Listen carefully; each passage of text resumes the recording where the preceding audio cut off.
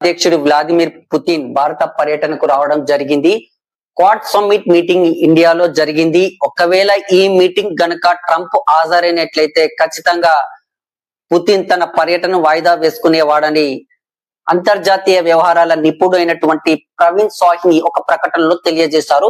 1971లో పాకిస్తాన్ కి ఇండియాకి మధ్య వార్ జరిగినప్పుడు పాక్ మద్దతుగా అమెరికా అణు జలాంతర్గాములను పంపిస్తే ఇండియాకు మద్దతుగా రష్యా అణు జలాంతర్గాములను పంపించింది. మొత్తం మీద రష్యా ఎప్పుడైనా ఇండియాకు సహాయ సహకారాలు అందించేందుకు సిద్ధంగా ఉంటుంది.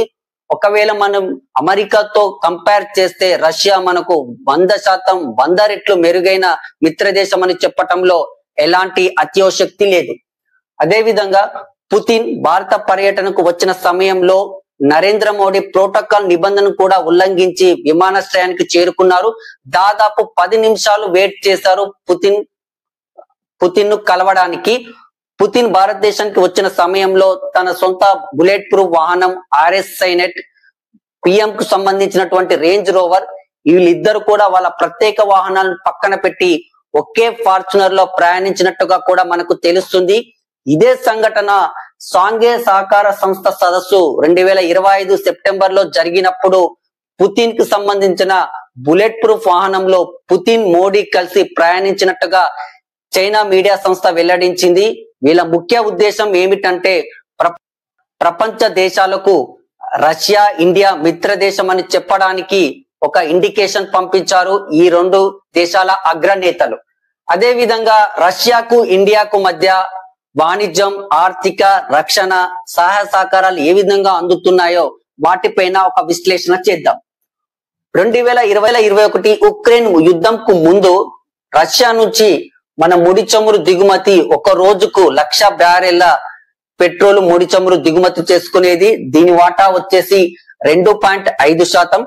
ప్రస్తుతం 2024-25కు వచ్చేసరికి రోజుకు 1.8 మిలియన్ బ్యారెళ్ల పెట్రోలు రష్యా నుంచి దిగుమతి చేసుకుంటున్నాం.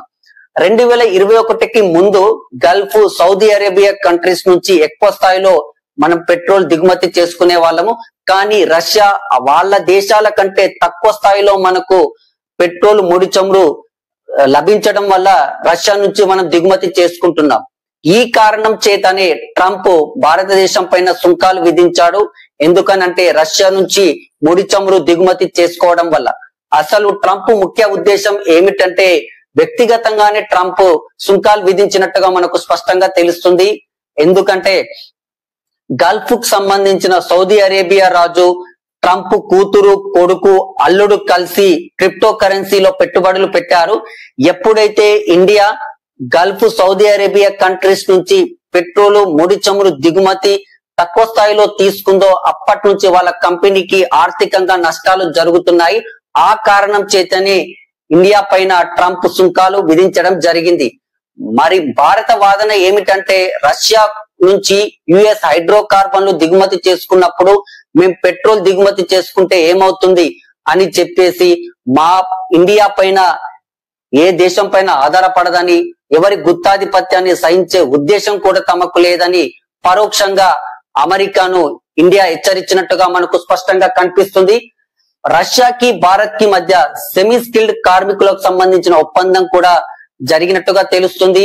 5 లక్షల మంది భారతీయులు రష్యాలో పని చేసేందుకు కూడా ఓడంబడిక జరిగినట్టుగా తెలుస్తోంది.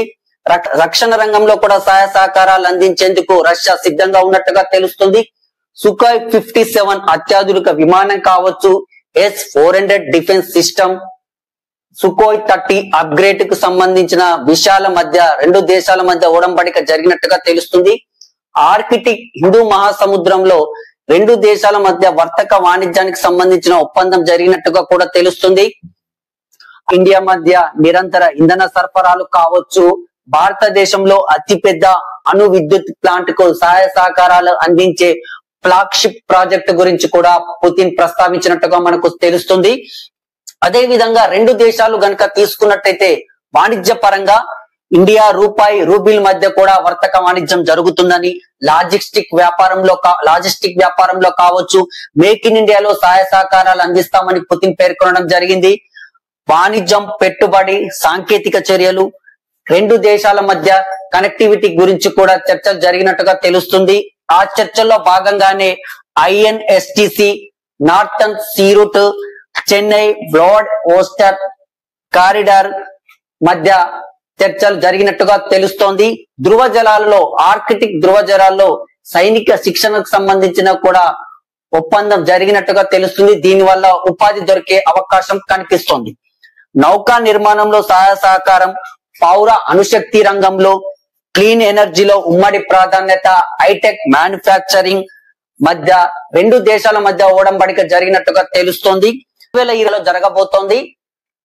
ఇండియా రష్యా మధ్య న్యాయమైన బహుళ ధృవ ప్రపంచం అని పేర్కొనడం జరిగింది. అంటే 2026లో జరిగే సదస్సుకు పుతిన్ పర్యటన ఒక బూస్ట్ గా మనం పేర్కొనవచ్చు.